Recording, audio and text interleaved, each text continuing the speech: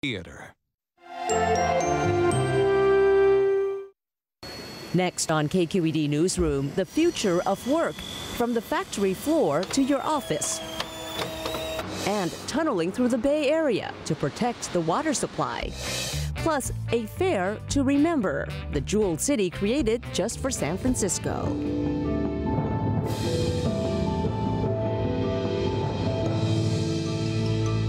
Good evening and welcome to KQED Newsroom. I'm Thuy. And I'm Scott Shafer. On tonight's show, a look back at the Bay Area's past, present, and a glimpse of its future. We begin with an event that happened 100 years ago, the 1915 World's Fair. As Joshua Johnson shows us, it helped transform San Francisco into the cosmopolitan center that it is today. They called it the Jewel City. It rose from the mudflats of San Francisco's waterfront, a cosmopolitan wonderland built to last just 10 months. One of the only vestiges of this lost city is this building, the Palace of Fine Arts.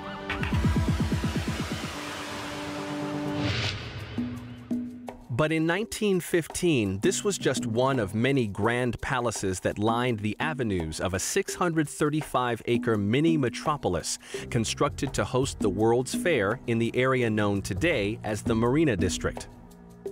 The fair drew some 19 million people, mostly for the thrill of exploring displays and demonstrations that highlighted the progress of industry, technology, and culture over the centuries. If you push through the turnstiles, you'd find yourself directly in front of a 435-foot-tall stepped tower, 43 stories tall, adorned with more than 100,000 colored jewels hung in such a way that they could move in the breezes, so the entire building sparkled day and night.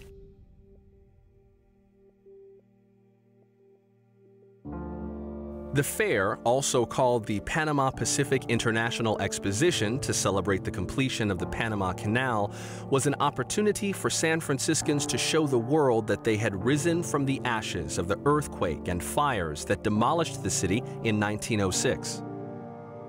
The fair's aura of opulence was intended to set the stage for San Francisco's rise as a cultural and economic powerhouse, establishing it as America's gateway to trade with the Pacific. To make the fair a success, the city's diverse communities had to come to the table and put aside polarizing social and political tensions, some of which persist today. We had the unions and the commercial organizations and the city itself. And many of these people really didn't like each other very much, and yet they banded together and really worked in concert towards this goal of creating the Jewel City. The fairgrounds featured exhibition halls dedicated to everything from machinery to horticulture, within which were some 80,000 displays.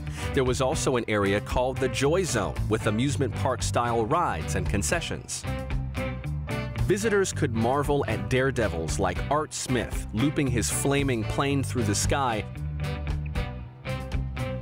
Foreign and state pavilions displayed their own attractions, including the Liberty Bell, transported all the way from Philadelphia.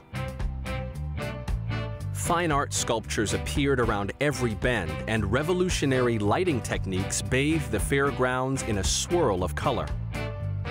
Luminaries like Henry Ford, Thomas Edison, and Luther Burbank were on hand to showcase the inner workings of modern industry, technology, and science. Model Ts and Levi jeans rolled off assembly lines in mini factories, and visitors could see life-saving infant incubators, the latest typewriters, and a working replica of the Panama Canal.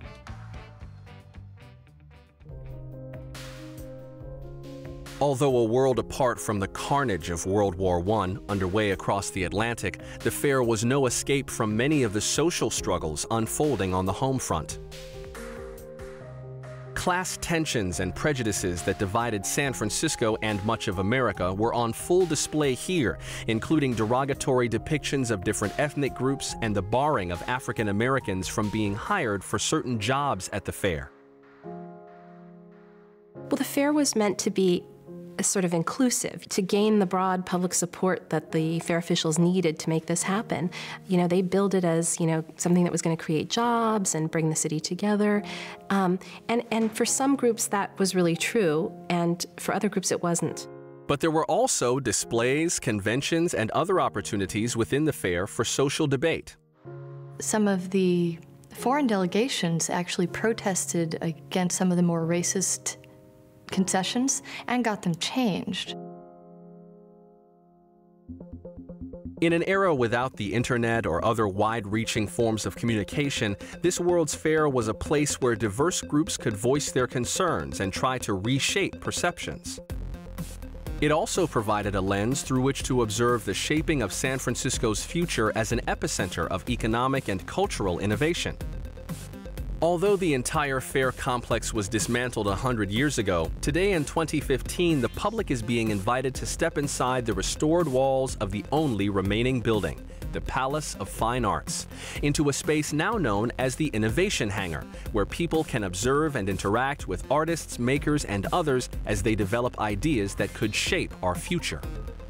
I think one of the most important things about 1915 was that you could really bring together millions, in this case 19 million people, to have a shared observation on some of the most important innovations of our time. So many times right now in our world, we interact virtually, and it's important, but there's still something to be said for the idea of people coming together to experience something together. The fair's centennial will also be marked by the opening of an extensive exhibit by the California Historical Society, year-long music and arts festivals, and other celebrations around the city that invite us to reflect on the continuing legacy of the Jewel City. San Francisco remains such a center of technology and innovation, and I really believe that the seed of that can be seen within the exhibit palaces of the 1915 exposition. It also succeeded in attracting tourists and investment in the entire state and immigrants, and these were all goals that went on for years afterwards. It was really a turning point in San Francisco's history.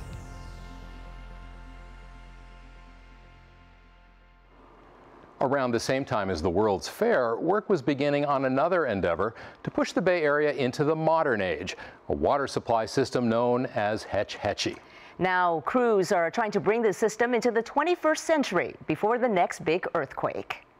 The water comes from Yosemite and feeds portions of the East Bay, South Bay, and Peninsula.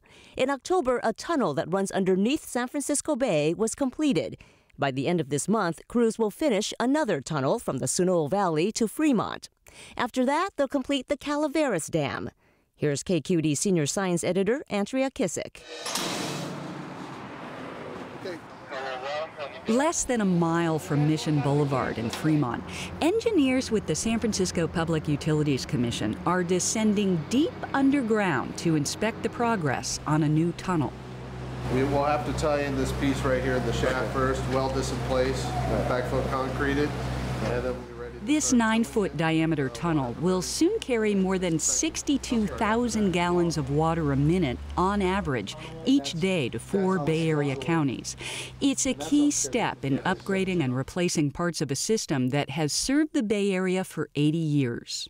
We're here at the New Irvington Tunnel. This is one of the most critical pieces of our system because when we're done in February and we put this tunnel into service, it's going to carry water that served 2.6 million people in the Bay Area. Dan Wade is the director of the Hetch Hetchy Water System Improvement Program. At a cost of nearly $5 billion, it's one of the largest engineering projects in the nation. The New Irvington Tunnel is steel-lined, and it has a concrete reinforcement, and that ensures that we have a reliable, earthquake-resistant tunnel well into the future. The San Francisco Public Utilities Commission is in charge of making sure the taps keep flowing with this water. It originates 167 miles away at Hetch Hetchy Reservoir in Yosemite.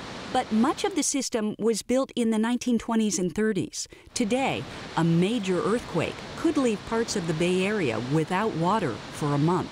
One of the primary goals of the Water System Improvement Program is to ensure that within 24 hours after a major earthquake, we will be able to deliver water to the customers.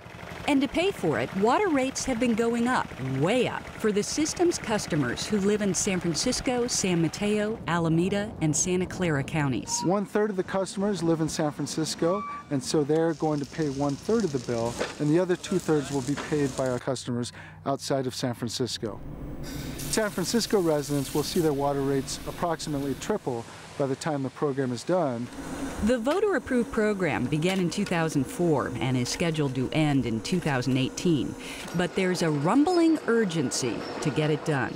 We have the Calaveras Fault, the Hayward Fault in the East Bay, and then, of course, the San Andreas Fault on the peninsula. And our water system crosses all three of those major faults. The U.S. Geological Survey a few years ago predicted that by 2035, there's more than a 63% chance that there'd be a major earthquake here in the Bay Area. So we're truly in a race against time. Caesar, you got a copy, Caesar? The work is on track, and occasionally even ahead of schedule. One of our most impressive projects is the New Bay Tunnel, which is a 5-mile pipeline underneath the San Francisco Bay, and it's the first true tunnel that's been constructed underneath the bay. To help shield it from the shaking during an earthquake, the team built this new tunnel in a bed of thick clay 100 feet beneath San Francisco Bay. Finished in October, it replaces 2 pipelines built in 1925 and 1936 and carries water from the East Bay to San Francisco and the peninsula. The Hetch Hetchy water system has been serving us very well throughout the 20th century and into the 21st. However, the infrastructure is old, it's aging, it's in need of repair or replacement or upgrades. With most of the roughly 80 upgrades and replacements done, the construction crews are hard at work on the toughest and biggest project of them all. Calaveras Dam was built in 1925, and it forms Calaveras Reservoir, which is the largest local reservoir that's part of our system. Because of the recognition that this dam was vulnerable to a large earthquake here on the Calaveras Fault, we needed to permanently restrict the reservoir level to about 40% of capacity. This new dam is being built near the Alameda-Santa Clara County line, out of earth and rock like the old dam. The new dam, however, will be seismically stronger, which will allow the Calaveras Reservoir to fill to capacity, 31 billion gallons. California is in a severe drought. We need this reservoir for drought carryover storage. In fact, the program has a goal of meeting a drought period of 7.5 years to ensure that we can continue to supply water to our customers in that length of drought. As construction crews scour the valley walls and erect a watertight foundation, a reminder will remain of what was once the world's largest earth and rock dam. When this new dam is complete in 2018, we will actually cut a notch and remove about 1/3 of the existing dam so that the reservoir can come up against the face of the new dam. Dan Wade and his team are more than halfway done replacing the dam, a critical step in protecting Hetch Hetchy's water from a big quake that could strike at any moment. Water is a precious resource. We cannot live without it. We're doing something that's going to have a lasting effect to ensure the long-term health and safety and economic viability of the San Francisco Bay Area. The digging at the Calaveras Dam has uncovered hundreds of fossils. Paleontologist Jim Walker showed us a few of his finds. Every day I come out here, I'm very excited. I get to look for fossils from creatures that lived 20 million years ago. Today we found 2 vertebrae from a whale. This is a creature that was probably between the size of a large dolphin and a killer whale. In the past we found shark's teeth. This is the tooth of a megalodon. It's a prehistoric shark that lived about 20 million years ago. This individual, based on the tooth size, would have been about 25 to 30 feet long. To date we have over 650 fossils. From fossils to the future. Automation is revolutionizing work and the workplace. We see it at companies like Amazon, where robots fill orders in the warehouse, and also at Tesla, where they help build cars. And here in our own television studios, we have robotic cameras. Joining us now to discuss this revolution are John Markoff, New York Times reporter and author of the forthcoming book, Machines of Loving Grace, The Quest for Common Ground Between Humans and Robots. And technology forecaster and Stanford professor Paul Saffo. Welcome to you both. Paul, let's begin with you. What do you see as the next phase of automation? Well, the next phase is clearly the impact of robots and the impact of robots on our jobs. We've been losing jobs to automation for a very long time, over 100 years. The difference is, in the past, machines destroyed jobs, but they also created more jobs than they destroyed. And something has happened in the recent past, the last 10 years, where in fact we seem to be destroying more jobs than we're creating. That's the big issue. And as you see, if you think of this as a baseball game, what inning are we in, in terms of the percentage of jobs that are ultimately going to be filled by automation, by robots? I would think of decades instead of innings. That we're at the start of a multi-decade process. It's already affecting people today, but this is going to be a 30-year transition to a very different world and lots of turbulence in the meantime. And John, Paul touched on how we're not creating as many jobs as we've seen in the past with other technological revolutions. As you research your book, what did you learn about the benefits of having robots in the workplace, aside from the cost savings? Well, there are obvious and just dramatic benefits. I mean, things are more efficient. You save labor costs, and oftentimes the quality of jobs can actually be better, or jobs that are bad go away. But I'm a little bit of a skeptic on the question of whether we have a clear answer of whether technology just kills jobs. If you look at what's going on right now in our country, there's just this remarkable debate about jobs and automation that sprung up again for the first time in a long time. And it's kind of like Rashomon. Everybody's looking at what's going on, and everybody has a different opinion. And I don't think it's clear yet about whether technology this time around is killing more jobs than it's creating. I think it's still an open question. What's the equation? How does a company decide when it's worthwhile to go to automation? Well, it depends on the company. It's sort of two parts. The first one is cost savings. So we saw the wave of offshoring after 2000 of jobs going to China for manufacturing. But as the labor costs in China rose, that became less appealing. More importantly, you had companies, like I know of one solar company, that reshored its jobs to Arizona, because what they looked at, they said, wait a second, the labor cost is only a small fraction of our manufacturing costs, and what we really need is to have the designers and engineers next to the manufacturing floor so they can look at it more closely. But beyond that, the other piece on manufacturing is it isn't just robots replacing human assemblers. We're designing systems that could not possibly be assembled by humans. They can only be assembled by machines. So that begs the question then, looking to the future, because some people are scared of this. They feel like their livelihoods are on the line. So what types of jobs will automation create, and then what types of jobs will it kill? How do you prepare this next generation? Let me give you a classic example of a new category of job that didn't exist 10 years ago, and no one thought it would. The job of search engine optimization. There are probably tens of thousands of people around the world doing that work. On the other side of the coin, what's different about this wave of automation is it's affecting white-collar workers as much as blue-collar workers. So it's not just physical labor. Well, this is right, also intellectual labor. But this is a key part of why this is a story now, that automation has been taking away blue-collar jobs forever, but a bunch of very smug white-collar workers, lawyers, for example, say, well, no robot could possibly replace my job. Guess what? Bots. So the difference between a robot and a bot. A bot is a piece of software. A robot is something, that looks scary and moves around. Bots are replacing lawyers today. Well, they're replacing reporters in some cases. Even you have AP just announced that they're going to be writing a lot of their news stories. Yes. The rudimentary news stories that cub reporters used to do are going away. You have services that are doing corporate data reporting via computers. So in general, though, is it going to be, at least initially in this initial phase, is it going to be more likely these physical jobs that get replaced, or physical jobs have been replaced for decades and decades and decades. What's happening now is that the top of the workforce is starting to be eliminated as well. That's really quite new. The way to think about it is any job that has any element of repetition is at risk. But let me make an important point here, because against that background of worry and doubt, 3 recent books have pointed to a particular kind of automation event, and that is Instagram, with its 13 employees, they say in these books, has displaced 140,000 workers at Kodak. Yeah, it's dead wrong. And it's just absolutely dead wrong. What are they missing? Instagram could not have come into existence before the mature internet. And the mature internet probably created, what, 2 to 5 million jobs? A tremendous number of, many of them quite good jobs. So it's a much more nuanced situation. I'm wondering if there's just say on that, yeah, it creates jobs, but the jobs are a lot less stable. So SEO is hot at the moment. I had lunch. SEO. Oh, sorry, search engine optimization.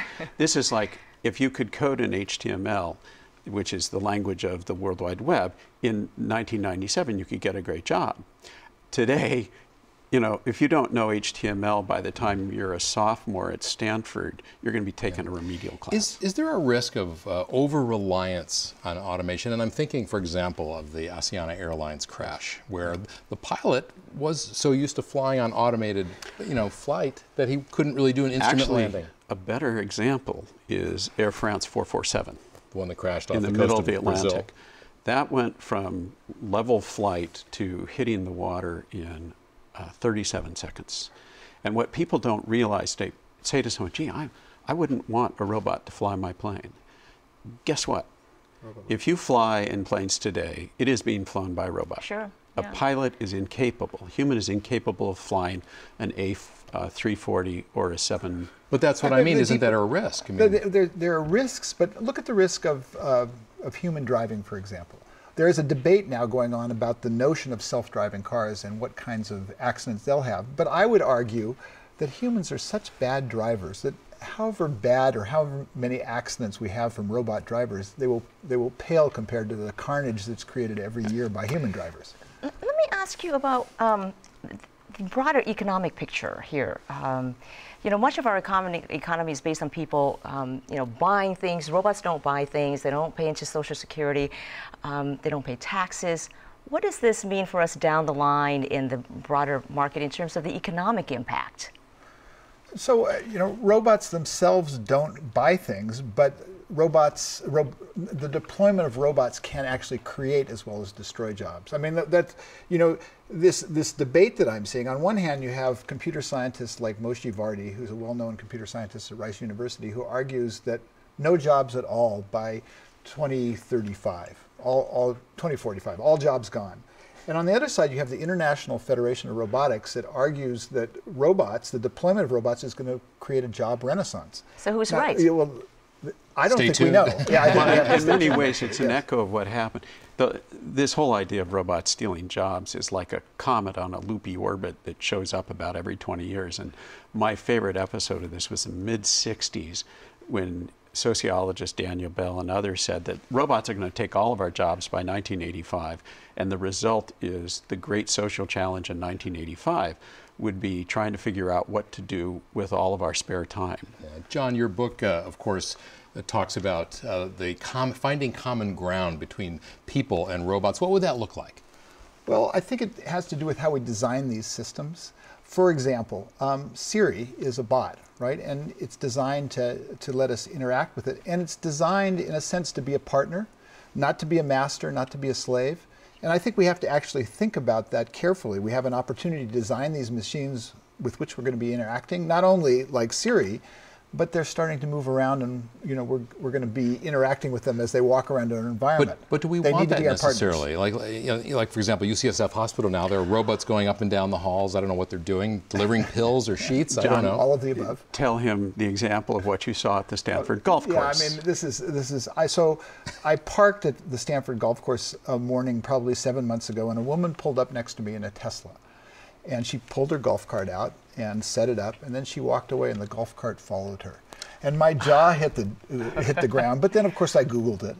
And you can have a robotic golf cart for $17.95. I mean, it's an early example, but Google had Andy Rubin set up a robotics division, and his whole intent is building a class of machines that can move around autonomously, not just cars, but things that walk or roll. Well, and Google bought a bunch of robotics companies recently.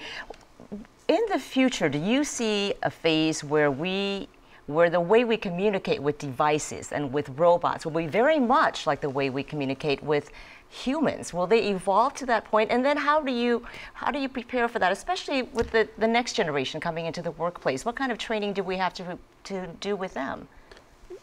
Well, you know, we'll talk to our robots, but more importantly, think about a future where your robot communicates with you the way your dog communicates with you, that it very carefully observes you. You're not paying any attention, and this device is quietly in your life, anticipating your mood or what your needs are and responding.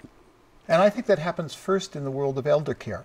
Yes. I mean, we don't have the people power to take care of an aging population, and robots potentially are a way that we can do that. What do we lose by not having that interaction, though?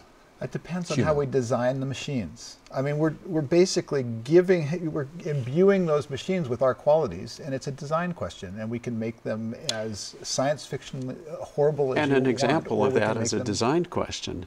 The problem with automation on airplanes is things go right so much of the time that when things go wrong, there's not enough time for the pilot to intervene. So at NASA, they did a research project on interface where the plane asks for advice and help even when it doesn't need it. So it keeps the human in the mode of responding to the machine. That's the sort of stuff we're going to see as these devices come in our lives. All right, and on that note, we will leave it there. This has been a fascinating discussion. We could have gone on for another, 4 hours here. Thank you both, Paul Saffo with Stanford and John Markoff with the New York Times. Thanks. And for more of our coverage, please go to KQEDnews.org. Thanks for joining us. I'm Scott Shafer. And I'm Thuy Vu. Thanks for joining us. Have a good night.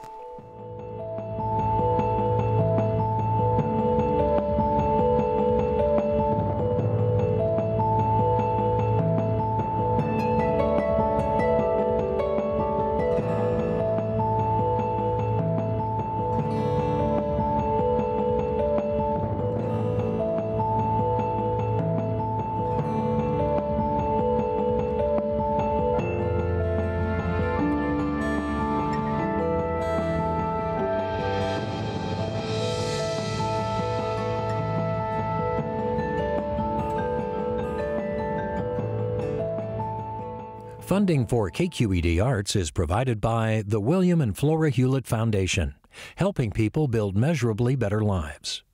And the California Arts Council, a state agency, advancing California through the arts and creativity. Support for science programming is provided by these generous contributors.